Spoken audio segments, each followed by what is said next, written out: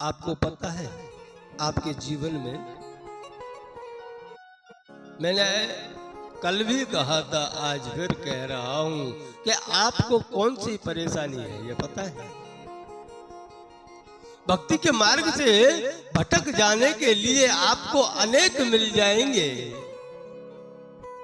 भक्ति के मार्ग से भटकाने के लिए आपको अनेक मिल जाएंगे, लेकिन भक्ति के मार्ग पर भगवान के चरणों में बिठाने वाला आपको खाली एक ही मिलेगा, और वह एक होगा आपका गुरु।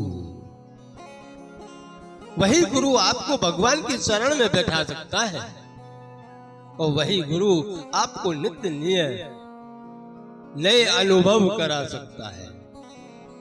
पर विचार कर लेना, आप अगर भगवान को भजने जाओगे तो सबसे पहले तो आपको आपके ही हितैषी, जिनको कहते हैं ना हितैषी, वह हितैषी आपको भटकाने के लिए अनेकों प्रकार के माया जाल रचेंगे।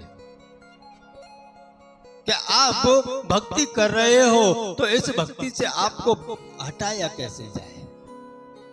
क्योंकि राम कथा के अंदर से आप सीख सकते हो, भगवान श्री राघवेंद्र सरकार के जीवन चरित्र से आप सीख सकते हो कि हमें हमारे जीवन के अंदर क्या करना चाहिए, क्या नहीं करना चाहिए।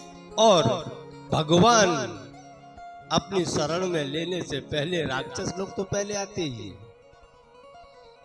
कोई भी सत्कर्म करने जाओगे ना तो पहले से पहले उसमें विघ्न तो आते ही हैं। ऐसे ही आपकी जब जब भक्ति चरम सीमा को छूने लगेगी, ये ध्यान रखना, आपकी भक्ति जब जब चरम सीमा को छूने लगेगी तब तब आपके दिमाग के अंदर कुछ ना कुछ ऐसा डाल दिया जाता है। कहता हूं ना कि आप भक्ति कर रहे हो, लेकिन भक्ति के मार्ग से हटाने वाले अनेक मिल जाएंगे। आप उस भक्ति के मार्ग को कैसे छोड़ो वह बताने वाले अनेक मिल जाएंगे। आपको भड़काने वाले अनेक मिल जाएंगे। अगर आप भड़क गए, अब भड़काने वाले कैसे करते हैं आप विचार कीजिए। अरे फलाना अच्छा नहीं है, वहां जाते हो क्या अच्छा है, फिर भी आप अड़ंग रहे तो आपके दिमाग के अंदर कुछ और डाला जाएगा। मैंने तो उसको ऐसे करते देखा, अब उससे भी नहीं तो फिर आपको लालच दिया जाएगा। वो फलाने भगवान है ना, वो काम कभी करते नहीं, आप फलाने भगवान के पास में जाइए, वे बहुत जल्दी सुन लेते हैं। क्योंकि आपको भक्ति करते करते सामने वाला देख नहीं सकता, और भक्ति किसको पसंद नहीं है आपको पता है? राक्षसों को। अगर मनुष्य भगवान की भक्ति करने के लिए बैठे तो सबसे पहले तकलीफ राक्षसों को ही होती है। क्या आप अगर भक्ति में आगे निकल गए तो वह रह जाएंगे, फिर आपको वह भक्ति के मार्ग से डराएंगे, धमकाएंगे, अनेकों प्रकार की बातें करेंगे कि आप कैसे भी करके भक्ति का मार्ग छोड़ दो।